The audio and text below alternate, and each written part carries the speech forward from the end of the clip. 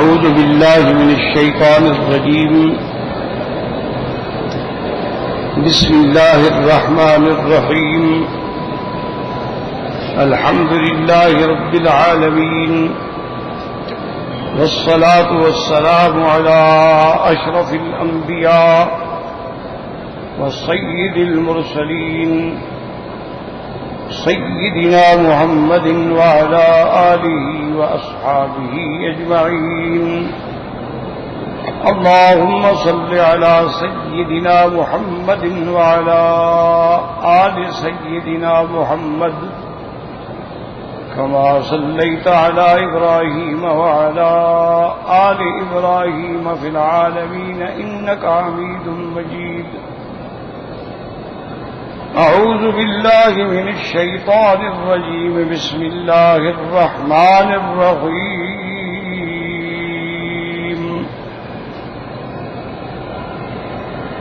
وما جعلنا أصحاب النار إلا ملائكة وما جعلنا عدتهم إلا فتنة للذين كفروا ليستيقن الذين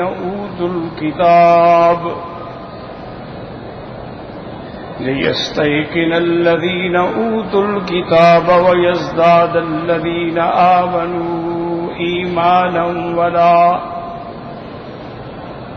ولا يرتاب الذين أوتوا الكتاب والمؤمنون وليقول الذين في قلوبهم مرض والكافرون ماذا أراد الله بهذا مثلا كذلك يضل الله من يشاء ويهدي من يشاء وما يعلم جنود ربك إلا هو وما هي إلا ذكرى للبشر كلا والقمر والليل إذ أدبر والصبح إذا أسفر إنها لإحدى الكبر نذيرا للبشر لمن شاء منكم أن يتقدم أو يتأخر. اللہ تبارک و تعالی نے اس سورت مبارک میں سورت المدثر، جیسا کہ ہم نے الحمدللہ دروس سابقہ میں پڑھا ہے کہ یہ بھی مکی صورتوں میں ہے اور اوائل سور میں ہے جو حضور صلی اللہ علیہ وسلم پہ نازل ہوئی.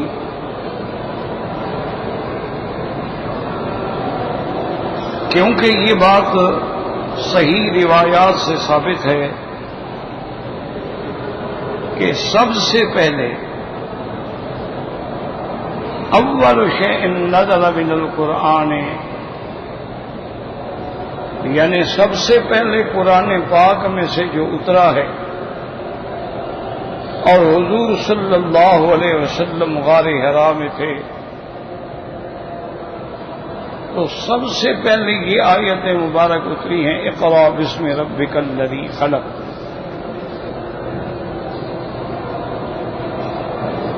یہ 5 آیات اتری. اور بعض علماء کرام یہ بھی فرماتے ہیں، جیسے کہ یحییٰ ابن کثیر کی روایت سے ہے، وہ فرماتے ہیں کہ میں نے ابا سلمۃ ابن عبد الرحمن سے پوچھا کہ ان اول ما نزل من القرآن، کہ قرآن میں سب سے پہلی آیات کون سی اتری ہیں؟ تو ان نے فرمایا کہ یا ایھا المدثر.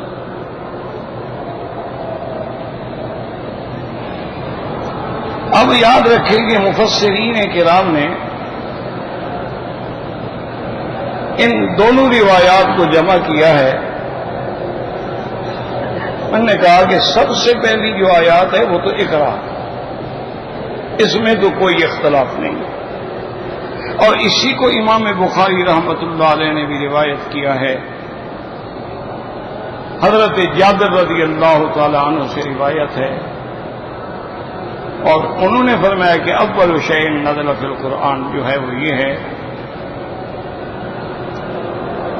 لیکن ایک روایت میں حضرت جابر بھی فرماتے ہیں کہ اول ما نزل من القرآن یا ایھا المدثر،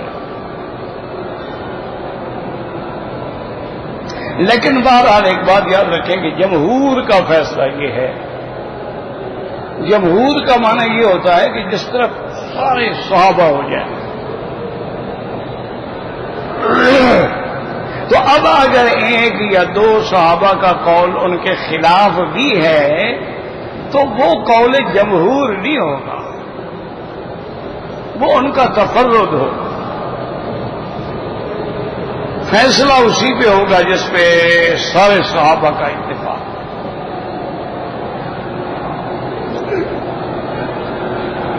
اور یہ تفردات یاد رکھیں بہت سارے مسائل میں ہوتے ہیں،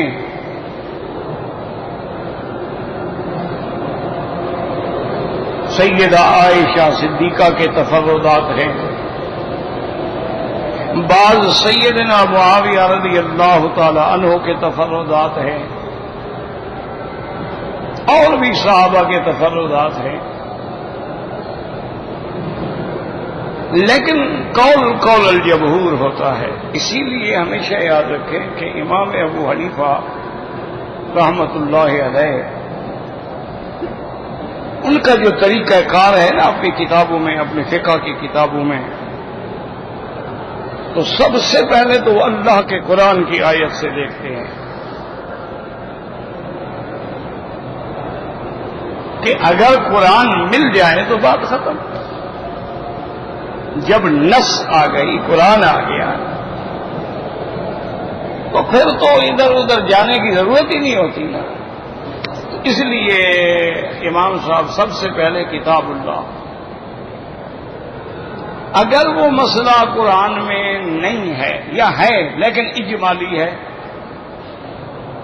جیسے نماز ہے، اب قرآن میں تو ہے، ایک جگہ نہیں، سینکڑوں جگہ پہ اقیم الصلاۃ، اقیم الصلاۃ، یقیمون الصلاۃ، مقیمی الصلاۃ، اقیم الصلاۃ، لیکن تفصیل نہیں ہے کہ ابھی فجر کی کتنی رکعتیں ہیں، عشاء میں کتنی رکعتیں ہیں، مغرب میں کتنی رکعتیں ہیں، یہ تفصیل نہیں ہے قرآن۔ بھائی کیا مصیبت ہے، کیا ہوگا، اللہ عالم اس کو کیا جن ہو گئے ہیں، کیا بلا، چھوڑیں، اس سے رکھنے سے کیا ہو جائے گا، اوپر رکھیں گے تو چلے گا، نہیں چلے گا نہیں چلے گا، یہ کوئی بات ہے۔ اس کے اندر لازماً کوئی بات ہے، یا تو اس کی وائر جو ہے نا یہ ہل جاتی ہے، جب وہ ہلتی ہے تو وہ کام چھوڑ دیتے ہیں، اس میں کیا اوپر رکھو گے تو کبھی ہی لٹکا رہے ہیں تو کبھی ہی لٹکا رہے ہیں، اللہ رحمت فرمائے۔ ہمارے بھی تو طالب العلم کاریگر ہیں نا ماشاءاللہ، اللہ کے بندے نیچے ہوگا تو کیا ہے، تو اوپر ہوگا تو کیا ہے۔ بہرحال بات سمجھیں، کیونکہ دوسری طرف چلی جاتی ہے بات۔ تو امام صاحب رحمۃ اللہ علیہ فرماتے ہیں کہ سب سے پہلے کتاب اللہ بھی۔ اب قرآن میں نماز کا حکم موجود ہے، زکوٰۃ کا حکم موجود ہے، لیکن تفصیل نہیں ہے، تو تفصیل جو ہے یا تو قرآن ایک جگہ اجمال، دوسری جگہ تفصیل، یا پھر حضور پاک بیان فرمائیں گے،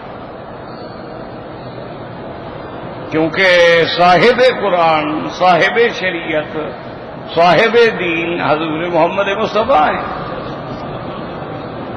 اور حضور پاک تو کوئی بات دین کے مسئلے میں فرماتے ہی نہیں جب تک اللہ حکم نہ دے۔ تو اس کے بعد جو ہے نا امام صاحب فرماتے ہیں اب ہم حدیث کو دیکھیں گے، بھی حدیث میں حضور کا فرمان کیا ہے۔ اب اگر دیکھیں مثال کے طور پہ کہ دو حدیثیں آ گئیں،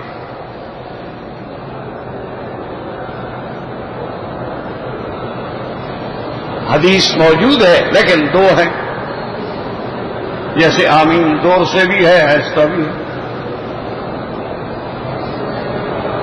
اسی طرح رفع یدین کا ذکر جو ہے وہ موجود ہے احادیث مبارک میں، اور نہ کرنے کا بھی موجود ہے۔ اب دو حدیثیں ہو گئی، تو اب امام صاحب فرماتے ہیں کہ پھر میں ان کو دیکھتا ہوں جس میں خلفاء راشدین ہے کہ ابو بکر، عمر، عثمان و علی نے کس حدیث کو لیا،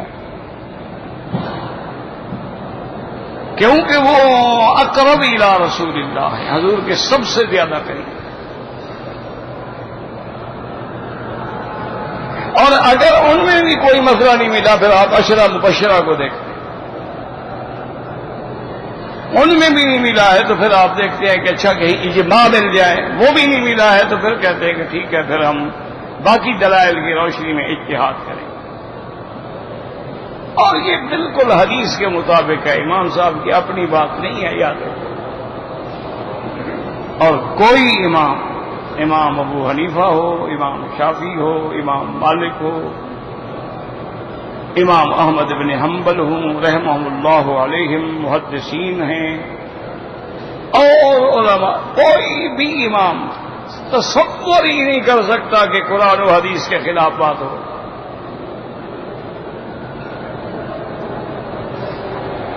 اللہ نہ کرے، اللہ نہ کرے، قرآن حدیث کی مخالفت کرنے سے تو آدمی مسلمان ہی نہیں رہے گا، چھے جائے کہ وہ امام ہو۔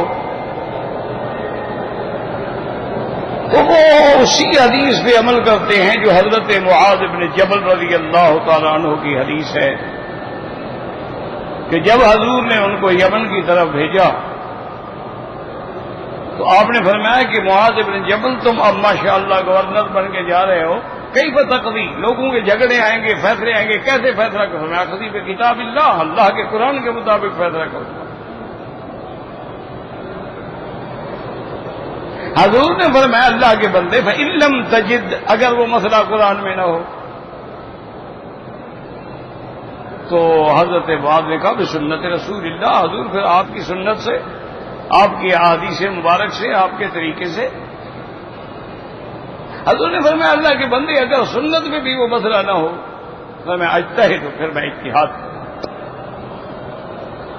تو یہی امام کہتے ہیں کہ جب قرآن میں مسئلہ موجود ہے بات ہی ختم۔ اسی لیے ہمیشہ یاد رکھیں کہ مسائل منسوس ہوتے ہیں اور غیر منسوس ہوتے ہیں۔ بعض مسائل منسوس ہوتے ہیں، بعض مسائل غیر منسوس ہوتے ہیں۔ اب اگر مسائل منسوسہ ہیں تو بات ہی ختم ہو گئی، اس میں تو کوئی اجتہاد یا اس میں تو کسی امام کی بات کو لینے کی ضرورت ہی نہیں ہوتی نا، نص موجود ہے۔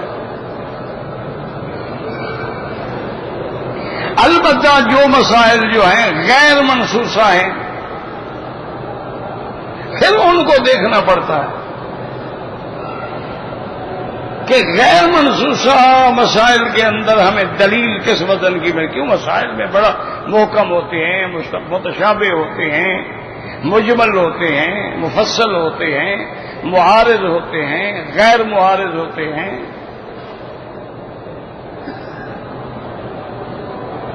یہ نہیں ہے کہ 1400 سال گزر گئے ہیں اور آج تک 5واں امام پیدا نہیں ہوا۔ یہ کوئی بچوں کی بات تو نہیں ہے نا، ایک تو ہے نا ضد کہ میں نہ مانوں، تو اس کا تو کوئی علاج ہے نہیں دنیا میں۔ آپ جو کچھ کہتے رہے میں کہوں جی میں نہ مانوں، ورنہ آخر کوئی راز ہے کہ اللہ نے ان سے اتنا کام لے لیا ہے کہ دین کی تمام جزئیات کو انہوں نے ماشاءاللہ متدین کر کے، ان کو جمع کر کے، مرتب کر کے محفوظ کر دیا۔ ضرورت ہی نہیں اب 5ویں امام آنے کی، کوئی مسئلہ بچ گیا ہو تو 5واں امام بھی آئے نا۔ یہ ائمہ اسی لیے 4 طبقات ہیں، طبقات حنفیہ، طبقات شافعیہ، طبقات مالکیہ، طبقات حنابلہ، بس 5واں کوئی نہیں۔ وجہ کیا تھی کہ قرآن اترا میرے مدنی پاک پہ، محفوظ کیا صحابہ نے، اس کے بعد تدوین ہوئی تابعین کے زمانے میں اور تبیین ہوئی فقہا کے ذریعے، محفوظ ہو گیا قرآن۔ قرآن تنزیل بھی ہو گئی، جمع بھی ہو گیا، تدوین بھی ہو گئی. اب اس کے بعد فقہا نے ان مسائل پہ ماشاءاللہ تبیین بھی کر دی اور تمام مسائل کو مرتب کر دیا، مدون ہو گئے. تو اس لیے ہمیشہ یاد رکھیں. اب مثلا دیکھیں قرآن میں 7 قراتیں ہیں، یعنی قرآن پاک میں 7 قراتیں، انزل اعلی 7 حروف، یہ حدیث ہے. اچھا 7 قاری ہے، لیکن جو آدمی کسی ایک کی قرات پہ، جیسے ہم لوگ پڑھ رہے ہیں حضرت عاصم کی قرات پہ، بس ٹھیک ہے. اب یہ تو ضروری نہیں ہوتا آدمی کہے جی باقی 6 کی قرات پہ بھی پڑھو. 7 میں سے کسی نے ایک کی قرات لے لی، حق ہے. یا تو وہ 7 قاری نہ ہوتے. اگر 7 قراتیں اور 7 قاری ثابت ہیں، ان 7 میں سے کسی ایک کو ہم نے لے لیا. جب ہم نے ایک کو لے لیا تو گویا ہم نے حضور کی اس حدیث کو لے لیا کہ انزل القرآن والا 7 حروف ہے. اسی طرح یہ ضروری نہیں ہوتا کہ جی 4 امام ہیں تو 4 سی بات لے لیں. بھائی ایک کا لے لیا تو ان 4 میں سے کسی ایک کا تو لے لیا. اسی لیے ہمیشہ احتیاط اسی میں ہوتی ہے. اب آپ دیکھ لیں کہ امام ترمذی رحمت اللہ علیہ، اللہ ان کی قبر پہ کروڑوں رحمتیں فرمائے، بڑے لوگ تھے. امام بخاری رحمت اللہ علیہ کے شاگرد ہیں، لیکن اپنی ساری کتاب سنن ترمذی میں کسی فقہی مسئلے پر اپنے استاد کا ایک قول بھی نہیں لے آئے. ساری ترمذی پڑھ جائیں، امام بخاری کا ایک قول بھی نہیں ملے. اس کی وجہ کیا ہے کہ امام بخاری سے وہ پوچھتے ہیں رجال کے بارے میں کہ بھئی یہ راوی کیسا ہے.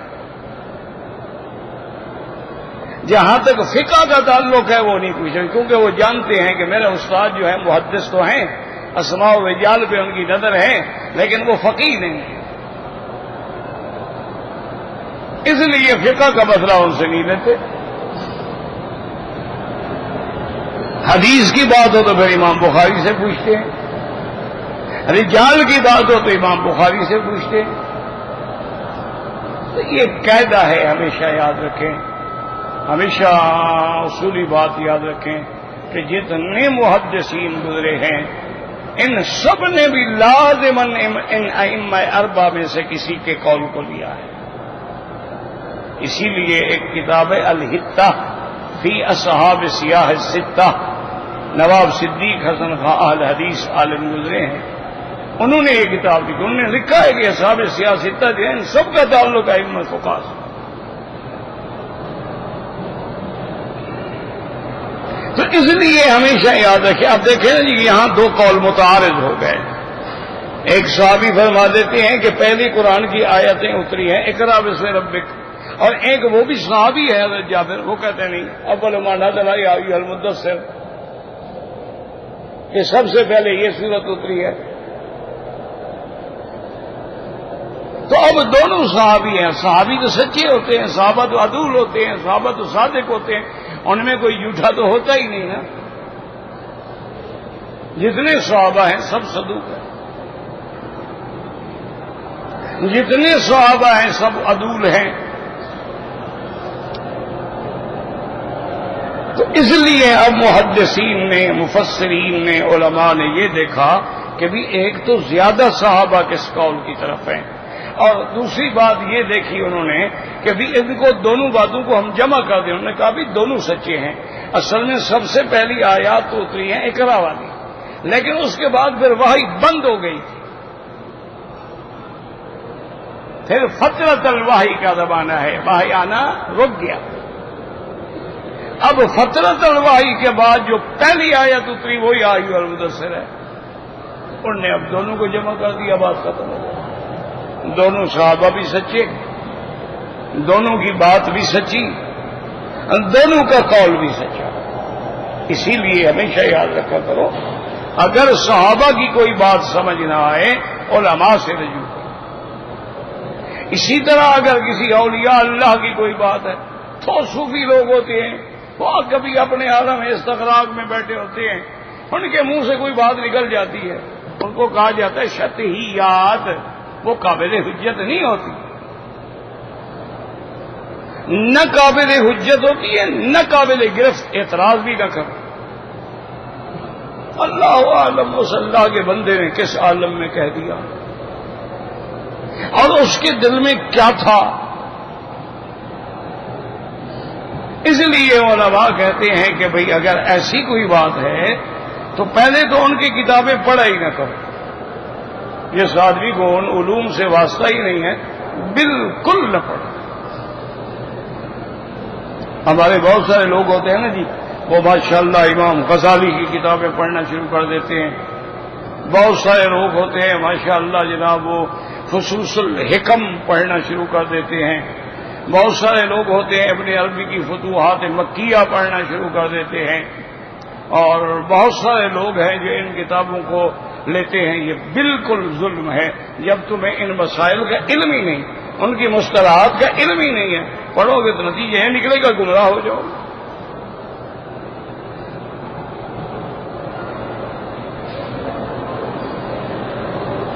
اسی لیے ہمیشہ یاد رکھیں کہ جو جس کا علم ہے اسی سے رجوع کرنا پڑتا ہے۔ اسی لیے آپ دیکھیں نا کہ بڑے بڑے صحابہ، جلیل القدر صحابہ قرآن کی مسئلے میں حضرت ابن عباس کی بات کو مانتے تھے۔ اب حضرت ابن عباس تو بچے تھے اس وقت، آپ چھوٹے تھے اس وقت، لیکن اللہ نے حضور کی دعا سے ان کو علم دیا تھا۔ بڑے بڑے صحابہ ان سے پوچھتے کیونکہ حضور نے دعا کی تھی کہ اللہم علمہ التاویل، یا اللہ ابن عباس کو علم تفسیر عطا فرما۔ اس لیے حضرت عمر جیسے آدمی بھی ان سے بلا کے مشورہ پوچھا۔ تو بہرحال یاد رکھیں کہ سب سے پہلی آیات وہ تھی، اس کے بعد یا ایھا المدثر قم فانذر ربک فکبر۔ اور یہ بات بھی یاد رکھیں کہ علماء نے فرمایا کیونکہ حضور کے دو مقام ہیں نا، نبوت بھی ہے اور رسالت بھی ہے، یعنی میرے مدنی پاک نبی بھی ہیں اور رسول بھی، کیونکہ کل رسول نبی، ہر رسول نبی ہوتا ہے اور ہر نبی رسول نہیں ہوتا۔ تو میرے مدنی تو رسول بھی ہیں اور نبی بھی ہیں۔ اسی لیے قرآن میں بھی دونوں خطاب ہیں، یا ایھا النبی لم تحرم ما احل اللہ لک تبتغی مرضات ازواجک۔ کہیں فرمایا یا ایھا النبی جاہد الکفار والمنافقین، کہیں فرمایا یا ایھا النبی قل لازواجک ان کنتن تردن الحیات الدنیا وزینتہا، اور کہیں فرمایا یا ایھا الرسول بلغ ما انزل الیک من ربک۔ تو حضور رسول بھی ہیں اور یاد رکھو نبی بھی ہیں۔ اور صرف یہ صفت نہیں، یاد رکھو میرا مدنی صرف رسول نہیں، صرف نبی نہیں، نا آپ نبی الانبیاء ہیں، یعنی تمام نبی اپنی قوموں کے نبی تھے، میرا مدنی انبیاء کا بھی نبی ہے۔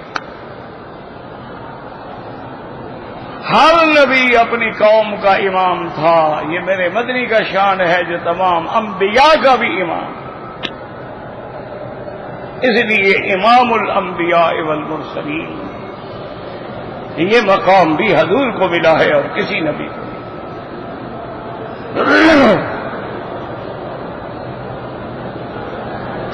تو اب حضور یاد رکھیں کہ صرف امام الانبیاء نہیں بلکہ یاد رکھیں جو سب سے بڑی نبوت ہے خاتم الانبیاء، خاتم النبیین، خاتم المرسلین۔ میرے مدنی پہ آ کے اللہ نے نبوت ہی ختم فرما دی. اللہ اکبر اللہ اکبر.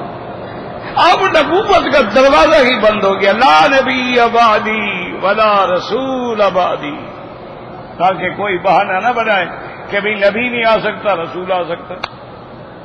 اس نے فرمایا نا لا نبی بعدی ولا رسول.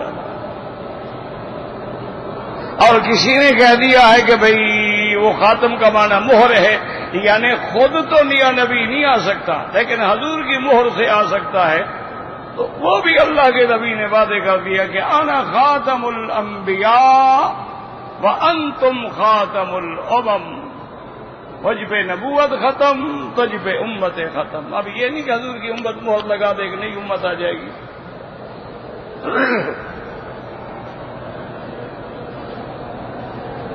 تو یہ شرف جو ہے یاد رکھیں، یہ بھی میرے مدنی محمد مصطفیٰ کا ہے. نبی الانبیاء، امام الانبیاء والمرسلین، امام المتقین، خاتم الانبیاء والمرسلین. یہ مقام بھی حضور کا ہے. اب سمجھے قرآن کو تھوڑا سا کہ بعض علماء فرماتے ہیں جب پہلی آیتیں اتری ہیں اس میں حضور کی نبوت کا اس بات ہے کہ آپ نبی ہیں، نہ وحی آنا شروع ہو گیا. اور اس میں اللہ نے آپ کو رسالت کے مقام پہ کھڑا کیا کہ اب کھڑے ہو جاؤ، بس تم فانذر. اب ڈراؤ کون؟ اب اپنے لوگوں کو دعوت دو، ان کو اللہ کے عذاب سے ڈراؤ. اس لیے یعنی وہاں سے انہوں نے کہا مقام نبوت کی ابتدا ہوئی اور یہاں سے مقام رسالت اور انذار کی ابتدا ہوئی. کہ اس لیے اللہ نے حکم دے دیا کہ یا ایھا المدثر، اے کپڑے میں لپٹنے والے، قم فانذر. اب آپ کھڑے ہوں. اس کا معنی یہ نہیں کہ بیٹھے ہیں تو اٹھ کھڑے ہوں، معنی یہ ہے کہ اب آپ اس کام کے لیے تیار ہوں. یہ معنی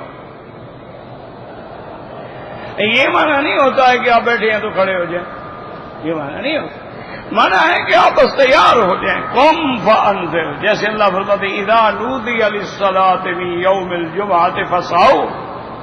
جب جمعہ کی اذان ہو تو آپ جو ہے، یہ معنی نہیں کہ دوڑو، معنی ہے کہ تیاری کرو، جہد کرو، کوشش کرو، ہر کام چھوڑو. بدر البیع، اب بے شرا چھوڑو. دیکھیں نا قرآن کے ایک ایک لفظ میں حکمت ہوتی ہے. فرمایا بدر البیع، بیچنا چھوڑو. حالانکہ جہاں بیچنا حرام ہے وہاں لینا بھی حرام ہے، لیکن لینے والے تو ہزاروں ہوتے ہیں، دکانیں تو تھوڑی ہوتی ہیں. تو فرمایا جب دکانیں بند ہو جائیں گی لینے والے کیا کریں گے؟ لینے والے تو خود بخود بند ہو جائیں گے. اس لیے ان کو حکم دیا کہ جناب آپ شٹر گراؤ، بند کرو. جب آپ تالا لگا دیں گے تو لینے والے کیا کریں گے؟ اس لیے حکم دیا وذر البیع. اور بعض علماء فرماتے ہیں لفظ بیع جو ہے دونوں کو شامل ہے، بیچنے کو بھی شامل ہے، اشترا کو بھی شامل ہے، یعنی دونوں چیزیں چھوڑ دو. تو فسعوا کا معنی دوڑنا نہیں ہوتا، معنی ہوتا ہے اب تیاری کرو، اب ہمت کرو، ارادہ کرو، اب جمعہ کے لیے تیار. فسعوا الی ذکر اللہ وذروا البیع. اب ہر چیز، اسی لیے اب یہاں بھی حکم مل گیا. یہ فطرت وحی کے بعد کا حکم ہے. اس لیے اللہ تبارک و تعالیٰ کے قرآن میں ہے کہ یا ایھا المدثر قم فانذر. اور اس کے بعد سب سے بڑی بات کیا ہے؟ ربک فکبر. اپنے رب کی بڑائی بیان.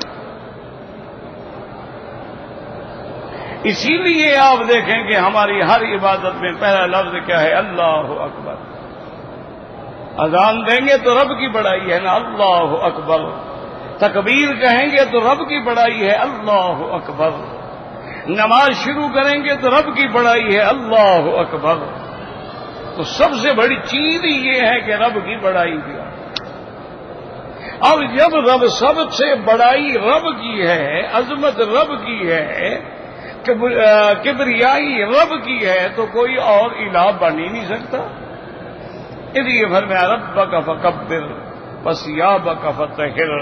اور میرے مدنی یہ معنی نہیں ہوتا کہ نعوذ باللہ پہلے آپ کے کپڑے پاک نہیں تھے.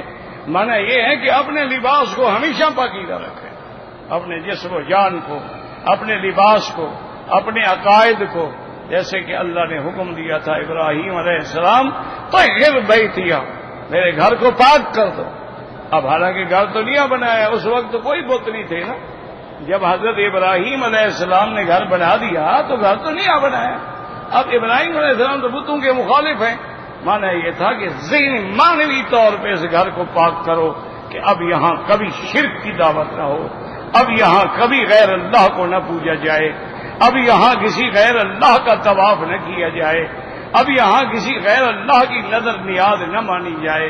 اس لیے فرمایا تذکر بیتی للطائفین والعاکفین والرکع السجود. تو یہاں بھی فرمایا ایھا المدثر قم فانذر.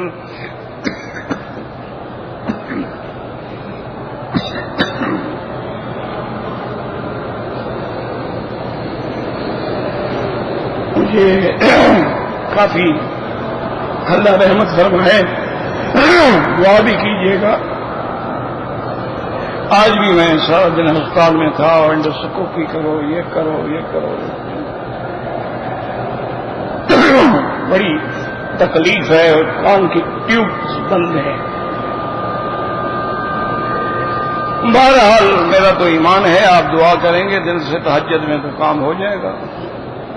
آپ کو اپنی دعا پہ یقین نہ ہو میرا تو بالکل سچی بات ہے. آپ بھی تجربہ کریں, کوئی مشکل سے مشکل کام ہو نا, بس سب کے دروازے چھوڑ کے اللہ اکبر 2 رکعت نماز پڑھیں اسی نیت سے, لیکن وہ ایک کام کے لیے. یعنی مثال کے طور پہ یوں سمجھیں, ایک آدمی کے 2 بیٹے ہیں. اچھا اب وہ 2 رکعت پڑھے کہ اللہ دونوں کو ہدایت دے, نہ ایک کے لیے الگ پڑھے, اس کے لیے الگ پڑھے. مسئلہ سمجھو, ہر کام کے لیے الگ پڑھو. 2 رکعت آپ پڑھ رہے ہیں, آپ کہیں جی میں نے کل مدینہ شریف جانے کے ارادے, اللہ آسان فرما دے, بس پھر 2 رکعت اسی لیے پڑھو اور اس میں کوئی کام شامل نہ کرو. بیمار اللہ سارے بیماروں کو شفا دے, وہ تو بعد میں دعا میں شامل کرو. لیکن جو 2 رکعت آپ پڑھ رہے ہیں وہ اس نیت سے ہوں کہ یا اللہ میرے بنا بھائی کو جو تکلیف ہے اس کی تکلیف رفع کر.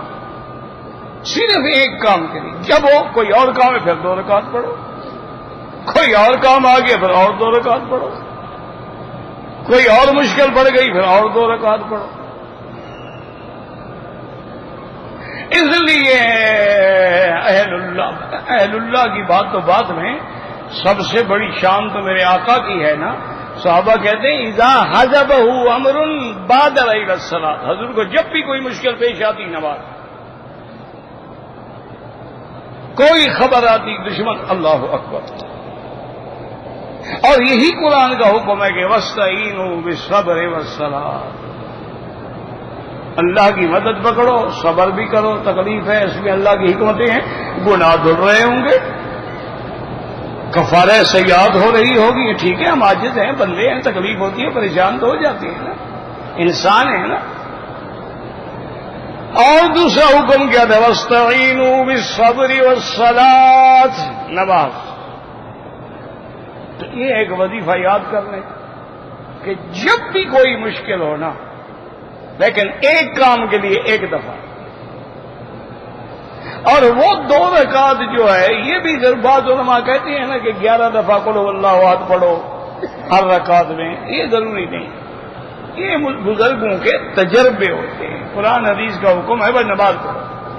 نماز ایک صورت سے بھی ہو سکتی ہے, 2 سے بھی ہو سکتی ہے, 3 سے بھی ہو سکتی ہے, لیکن بعض بزرگان پھر اپنے تجربے بیان کرتے ہیں. جیسے بعض حکیم ہوتے ہیں نا, وہ کہتے ہیں بھائی کتابوں میں تو لکھا ہوا نہیں ہے, لیکن میرا تجربہ یہی ہے کہ بھئی اس دوا سے فائدہ ہوتا ہے. حضرت یہ انہوں نے کہا کتاب میں تو نہیں ہے نا, میں نے تجربہ جو کیا ہے وہ یہ ہے. میرا ایک دوست تھا, غریب دوست تھا. دوست ہوتا ہے غریب ہو یا امیر ہو. میں اس کے شہر میں گیا, پتہ کیا کہ یار وہ مجھے ملنے نہیں آیا. انہوں نے کہا جی وہ تو بیمار ہے بیچارہ, 8 دن ہو گئے. مجھے گھر کا بھی پتہ نہیں تھا, میں نے گھر پوچھا اس کے, غریب آدمی جھوپڑی, اندر پڑا ہو بیچارہ, ایک جھلنگا سی چارپائی تھی, گندے سے میلے سے کپڑے بچھے ہوئے تھے, اس پہ پڑا ہو, ایسے ہو گیا. بھائی کیا ہو گیا تجھے؟ کہتا ہے جی آج 20 دن ہو گئے, بخار ہے. سارے طبیب، حکیم، ڈاکٹر، ہسپتالیں ساری بھگت لی ہیں، اب پیسے بھی تو نہیں ہیں، بس کوئی نہیں، بخار ہے وہ اترتا ہی نہیں۔ اب میں بخار میں ایسے جل رہا ہوتا ہوں، ہاتھ رکھے آگ لگتی ہے۔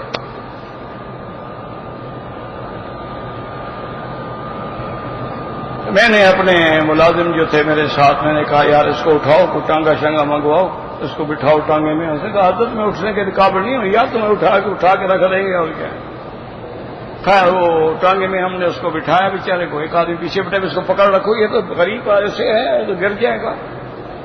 ہمارے یہاں ڈاکٹر ہوتے تھے، اب نام دیکھو ہاں ڈاکٹر فیض حسن، اس کو کہتے تھے بگا، ڈاکٹر بگا، اس کو داغ تھے، اللہ معاف کرے۔ اس زمانے میں ہمارے اس علاقے میں صرف وہی ایک ڈاکٹر تھا پڑا ہوا جو ڈاکٹر ہوتے ہیں، باقی تو سارے میرے جیسے ہوتے ہیں نا کمپاؤڈر، 2 دوائیں یاد کرنی ہوتے، کھڑی شربت پلائی 13 بندے مر گئے،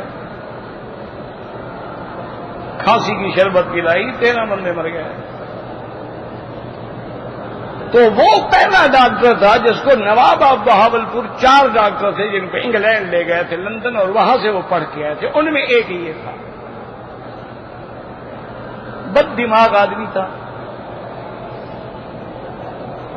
ایک منٹ پہ 200 گالیاں کٹھی دیتا تھا، عجیب آدمی تھا نا جی، لیکن پکا موحد تھا، پکا توحید کا متوالا تھا۔ میں کہ اور میری اسی کی وجہ سے محبت کرتا، کہہ رہا مکی صاحب تم میری پوتے تو پوتے ہیں نا، پوتوں کے پوتوں سے بھی شاید چھوٹے ہو، میں تمہیں اٹھ کے ملتا ہوں، تمہارے گھٹنوں کو ہاتھ لگاتا ہوں، یار تو توحید کا سپاہی ہے،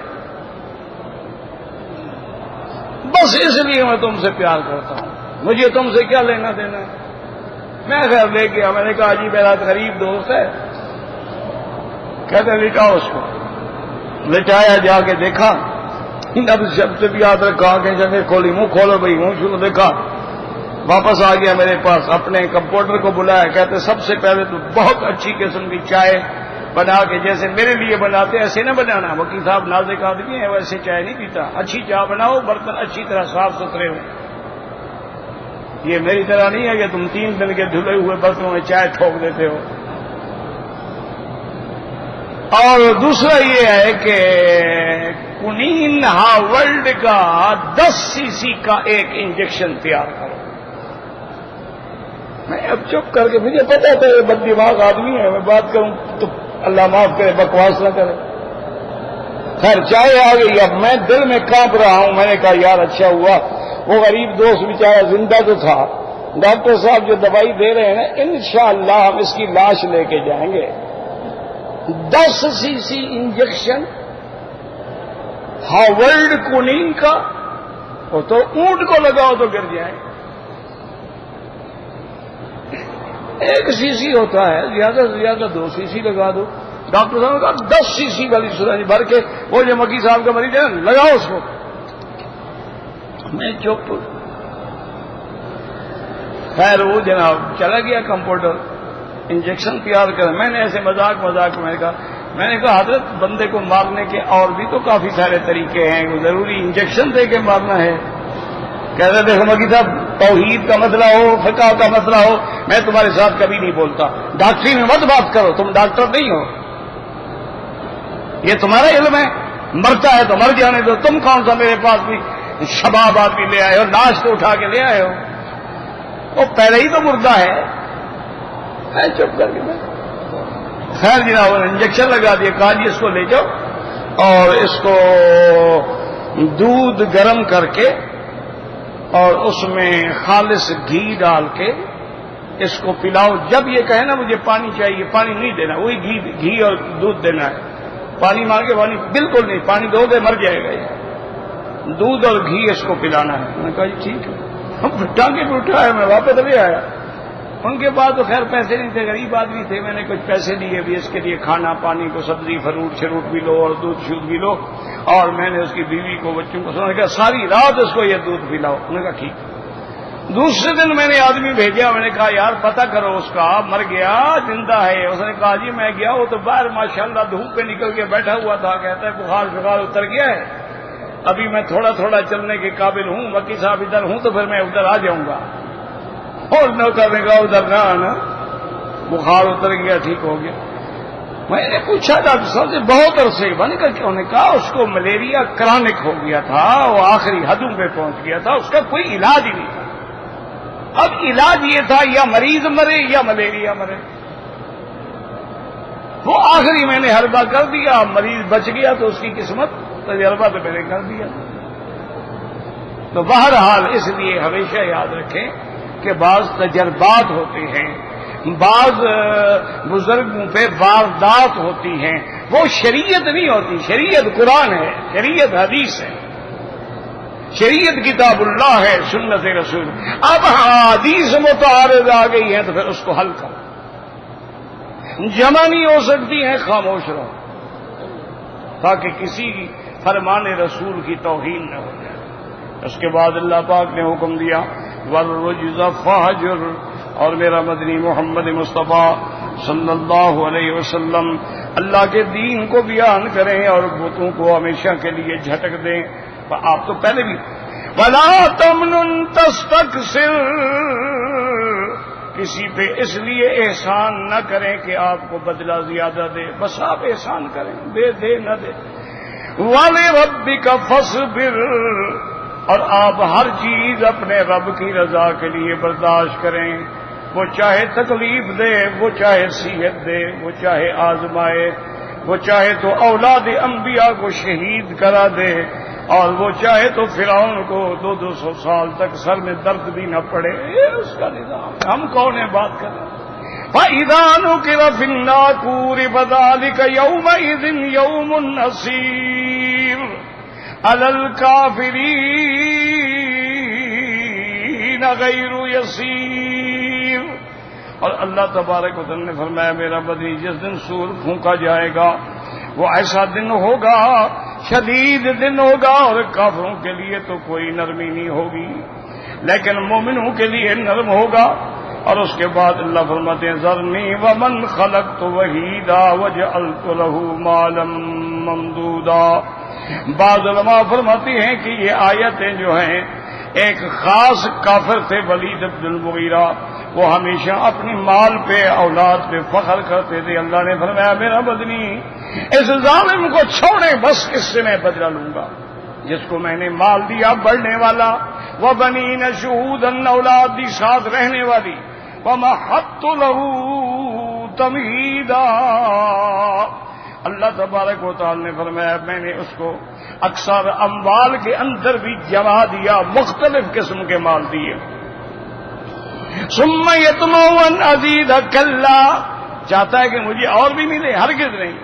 انہ کان لآیاتنا عنیدا، یہ ہماری آیات سے سرکشی کرنے والا۔ سأرہقہ صعودا، ہم اس کو جہنم میں پہاڑ پہ چڑھائیں گے۔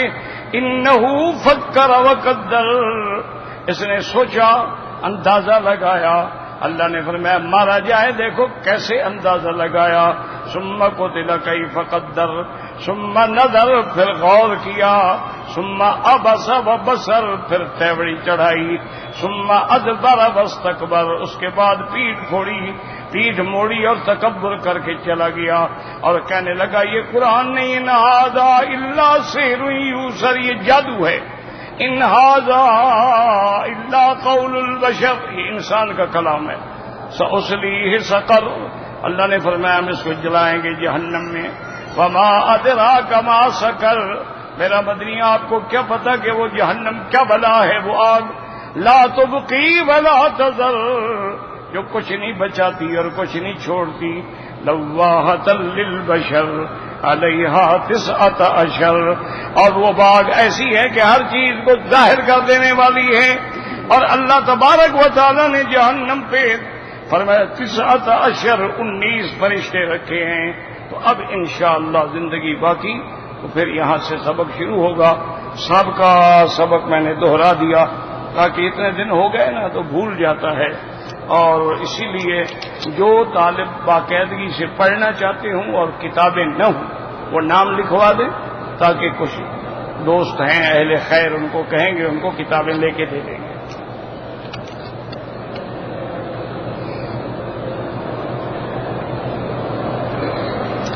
میں مکہ مکرمہ میں رہتا ہوں۔ میں پاکستان چھٹی سے 6 ذی الحج کو واپس ہوا، وہاں سے احرام نہیں باندھا تھا کہ مجھے وہ نہیں آنے دیتے، میں مجبور تھا۔ پھر میں نے یہاں آگے حج افراد کیا۔ ٹھیک ہے، آپ نے چونکہ عمرہ کوئی نہیں کیا، اور ویسے بھی مکے والوں کا حج افراد ہوتا ہے ہمیشہ یاد۔ حج تمتع اور حج قران یہ ان کا ہوتا ہے جو میقات کے باہر رہنے والے ہیں، مانا مدینہ کے رہنے والے ہیں، طائف کے رہنے والے ہیں، ریاض کے رہنے والے، پاکستان کے رہنے والے، ہندوستان، بنگلہ دیش، یعنی جو لوگ میقات کے باہر رہتے ہیں وہ کر سکتے ہیں تمتع بھی اور قران بھی۔ لیکن جو لوگ مکے میں ہیں یا میقات کے اندر ہیں، جیسے جدے میں ہیں، مکے میں تو نہیں رہتے لیکن جدے میں رہتے ہیں، بحرہ میں رہتے ہیں، جموم میں رہتے ہیں، اپنا وادی فاطمہ، ان کا بھی حج افراد۔ آپ نے حج افراد کیا، بالکل ٹھیک ہے۔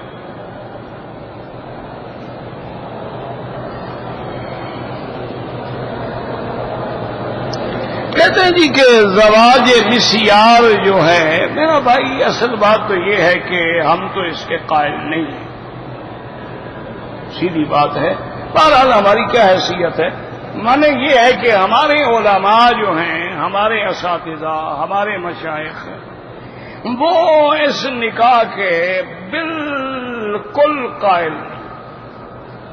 وہ کہتے ہیں بس نکاح کی ایک ہی قسم ہے۔ وہ کہتے ہیں کہ قرآن پاک نے ایک فیصلہ کر دیا ہے، والذین هم لفروجهم حافظون الا علی ازواجهم او ما ملکت ایمانہم، یا بیوی ہو یا وہ شریعت والی لونڈی، جہاد کریں، جہاد کے بعد جو ہمیں ملے، یہ نہیں کہ بازار میں خرید لو یا نوکری کی تنخواہ پہ رکھ لو۔ وہ تو جب جہاد ہی نہیں رہا تو لونڈیاں بھی ختم ہو گئیں، کہاں سے آئیں گی؟ جہاد ہی نہیں رہا دنیا میں۔ صرف یہ 2 حالات، اور اس میں بھی اللہ تبارک و تعالیٰ نے قرآن میں پابندی لگا دی ہے کہ نکاح کر رہے ہو تو نکاح صرف لذت اٹھانے کے لیے نہ ہو، نکاح پکا ہو۔ اور اسی طرح کوئی عورتیں بھی چلو وقتی ہم جناب تن بخشی کر دیتی ہیں، یہ بھی کفر حرام۔ تو اب صرف ایک ہی نکاح ہے کہ نکاح کرو، دل سے کرو، پکا ہو، حق المہر ہو، خطبہ ہو، گواہ ہوں، اولیاء الامر کی رضامندی ہو، پھر وہ نکاح۔ اب کئی قسمیں ہیں نکاحوں کی، مثلا کہ شیعہ کے نزدیک تو سب سے آسانی ہے نا، ان کے ہاں تو متع ہے، اور ان کے ہاں متع کرنا جو ہے، متع کا معنی یہ ہوتا ہے کہ تم کسی عورت سے خود فیصلہ کر لو کہ جی رات کے کتنے پیسے لوگی، اور نے کہا جی 200 ریال، نے کہا جی یہ پکڑو، تو ٹھیک ہے رات کو آپ استعمال کریں اور جائیں۔ یہ ہوتا ہے متع، نہ نکاح، نہ گواہ، نہ خطبہ، نہ کوئی ورثہ، مر جائے عورت کوئی میراث نہیں، مرد مر جائے کوئی میراث نہیں، کسی قسم کا، صرف 1 رات، 2 رات، 10 رات، 20 رات، مہینہ، 2 مہینہ، اس کو کہتے ہیں متع۔ ان کے نزدیک جو متع ہے نا جی، وہ تو صرف جائز نہیں، نعوذ باللہ نعوذ باللہ، بلکہ اتنا بڑا شان والا ہے۔ وہ کہتی ہیں جو عورت 3 دفعہ متع کر لے وہ تو حسین کے درجے میں پہنچ جاتی ہے۔ انا للہ و انا الیہ راجعون۔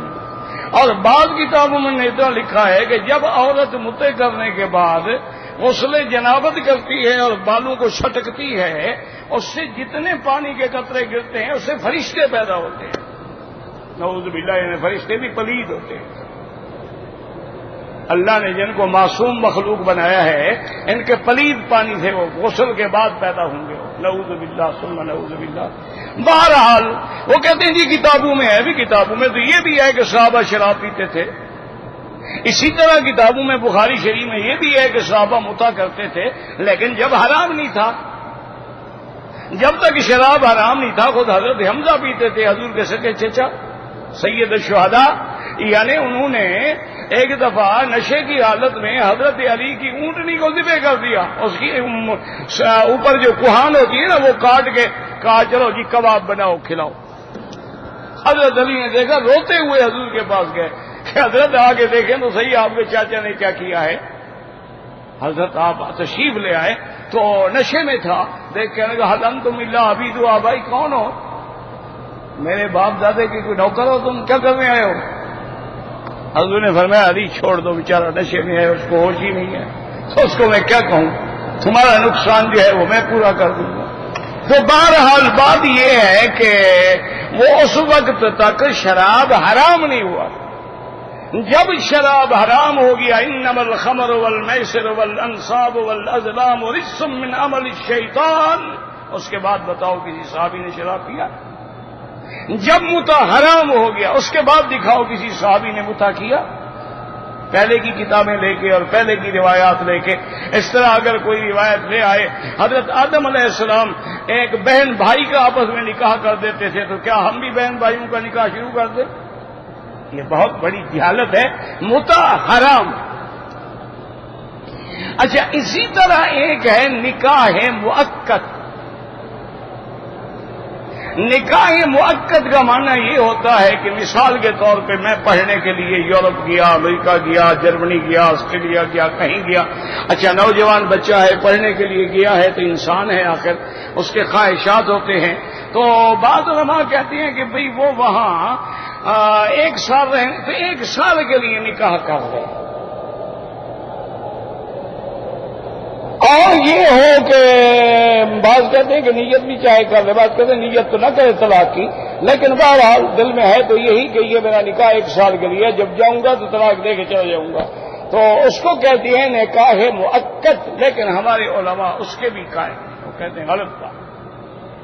نکاح مؤقت کا کیا معنی؟ ایک سال کے لیے نکاح کرے، اولاد ہو جائے گی، پھر وہ کس کی ہے؟ لڑکے ہو گئے، لڑکیاں ہو گئی، وہ پھر کس کی ہوں گی؟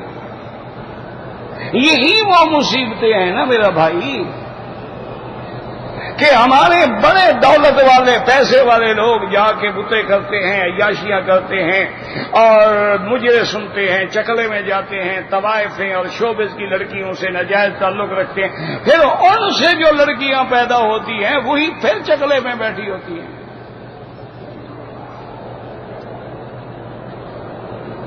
اسی لیے شورش کاشمیری نے، اللہ اس کی قبر پہ رحمت کرے، اس نے اپنے چٹان میں ایک دفعہ ایک فرض دی تھی کہ بھائی میں نے اتنی طوائفوں کے انٹرویو لیے ہیں، ان کی جو اولادیں ہیں وہ کس کس گدی نشین اور کس کس وڈیرے کی ہیں، میں اگلے رسالے میں لکھوں گا۔ بہت جناب تہلکہ آ گیا، سارے پیر کٹھے ہو کے گورنر کے پاس گئے، خدا کے لیے بچاؤ۔ ہم نے کہا میں نے تو ان کے انٹرویو لیے ہیں، ان عورتوں سے پوچھا ہے کہ تم کس کی رکھیل تھی، تم کس کی رکھیل تھی۔ اس لیے اسلام نے ان چیزوں کو حرام کیا ہے تاکہ کل ایسا نہ ہو۔ اچھا کبھی ایسا بھی ہوتا ہے باپ کا تعلق تھا، لڑکی پیدا ہوئی، پھر وہ چکلے میں بیٹھی، پھر اس سے اس کے بیٹے نے عشق کیا، کہ اس کو تو پتہ نہیں نا میرے باپ کی بیٹی ہے۔ اس لیے اسلام نے نکاح ان سب چیزوں کو حرام کیا۔ اسی طرح ایک ہے رواج مسیار، اس کو کہتی ہے مسیار کا معنی آسان، کہ عورت یہ کہتی ہے کہ بھائی میرے پاس اپنا گھر ہے، میرے پاس تنخواہ ہے، میرے پاس پیسے ہیں، تو میرے ساتھ نکاح کر لو، میں گناہ کرنا نہیں چاہتی، اور میری تمہارے اوپر کوئی ذمہ داری نہیں، نہ نان، نہ نفقہ، نہ خرچہ، نہ پیسہ، نہ کچھ، اور نہ پابندی ہے کہ تم روز میرے پاس رہو، جب مرضی ہے دل کرے آ جاؤ، تاکہ میں بھی گناہوں سے معاف رہوں اور تم بھی گناہوں سے بچ جاؤ۔ بعض علماء زواج مسیار کی بھی اجازت دیتی ہیں، لیکن ہمارے اساتذہ، ہمارے اکابر، ہمارے علماء اس کی بھی اجازت کہتے ہیں نکاح نکاح نکاح کوئی بچوں کا کھیل۔ انبیاء نے نکاح کیے ہیں، نکاح تھا، میرے مدنی پاک نے نکاح فرمائے ہیں، کیا ان میں بھی کوئی ایسا نکاح تھا کہ حضور نے 1 سال کے لیے کیا ہو، 6 مہینے کے لیے کیا ہو؟ یعنی حضور پہ نوبے کی پابندی بھی نہیں تھی، لیکن حضور پھر بھی عدل فرماتے تھے، جس بی بی کی نوبہ ہوتا اس کے گھر میں رات ہو جاتی۔ تو بہرحال یہ سارے میرے خیال میں بہانے ہیں نکلنے کے، اور بہتر ہے ان سب چیزوں سے بچیں۔ نکاح نکاح ہے، طلاق طلاق ہے، حلال حلال ہے، حرام حرام ہے، الحلال بین والحرام بین۔ بعض امور ہوتے ہیں ان میں شبہ پڑ جائے، حضور نے فرمایا ان چیزوں سے بچو، اس کے بھی قریب نہ جاؤ۔ شبہ ہے کہ حلال ہے، پتہ نہیں کہ حرام ہے، تو ان کے قریب بھی نہ جاؤ، تو تم حرام سے بچ جاؤ گے۔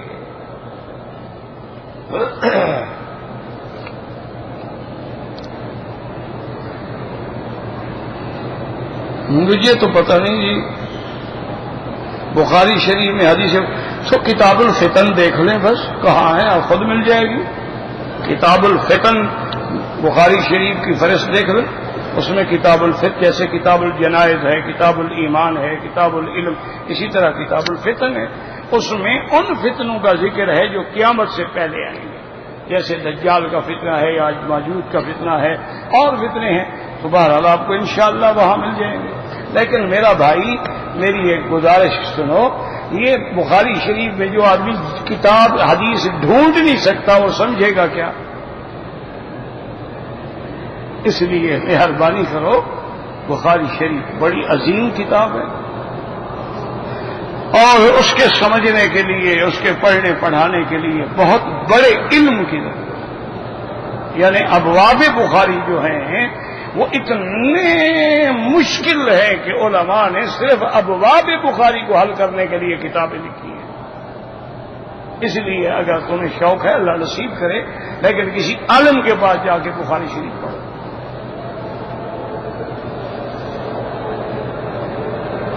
کہتے ہیں جی کہ میں نے جدے سے آ کے عمرہ کیا اور ایک سائیڈ سے بال کٹے۔ میرا بھائی سائیڈ کی بات نہیں ہے، افضل یہ ہے کہ سارے سر پہ اس طرح پھیرو۔ اگر سارے سر پہ اس طرح نہیں پھیرتے ہو، تمہارے بال بڑے بڑے، اگر چھوٹے ہیں پھر تو اس طرح ہی پھیرنا ہے، حل ہی کوئی نہیں۔ اگر بال مثلا اتنا بال بڑے ہیں تو اس کا چوتھا حصہ سارے سر کے بالوں کا کٹ جائے۔ یہ نہیں کہ ادھر سے ٹک لگا لو یا ادھر سے ٹک لگا لو، پھر وہ دم پڑ جاتا۔ محلقین رؤوسکم ومقصرین لا تخافون۔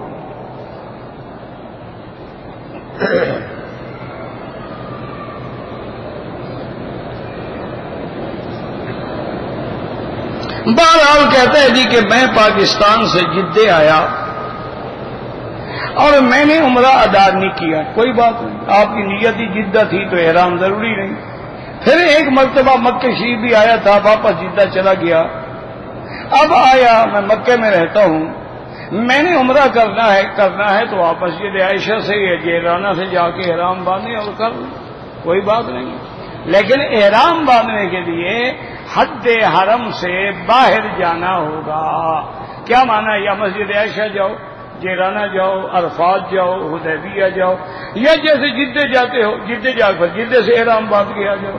تو بہرحال حد حرم سے باہر جا کے احرام باندھیں گے، پھر آئیں گے، طواف کریں گے، طواف کے بعد آپ صفا مروہ دوڑیں گے، اور اس کے بعد افضل یہ ہے کہ سر پہ اس طرح پھروائیں، اور اگر اس طرح نہ پھروائیں تو بالوں کا چوتھا حصہ کٹ جائے۔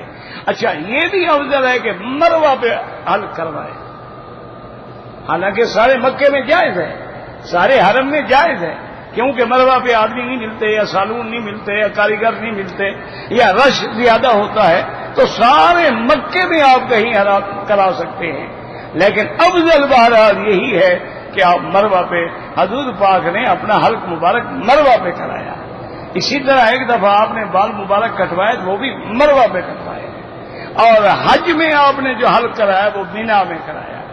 تو بہرحال کوشش کیا کریں کہ یا تو عمرہ نہ کرو تو پھر پورے ادب سے کرو، پورے شوق سے کرو، احترام سے کرو، احرام باندھو، ادب سے آ کے طواف کرو، ادب سے صفا مروہ دوڑو، پوری طرح بال کٹاؤ، تاکہ اسی طرح نماز پڑھتے ہو شوق سے پڑھو، 2 رکعت نفل پڑھ رہے ہو شوق سے پڑھو، قرآن شریف پڑھتے ہو پورا سپارہ نہ پڑھو، 1 رکوع پڑھو، لیکن شوق سے پڑھو۔ اگر پڑھنا نہیں آتا کسی قاری سے قرآن کی صیحت کروا لو. ربنا تقبل منا انك انت السميع العليم وتب علينا انك انت التواب الرحيم.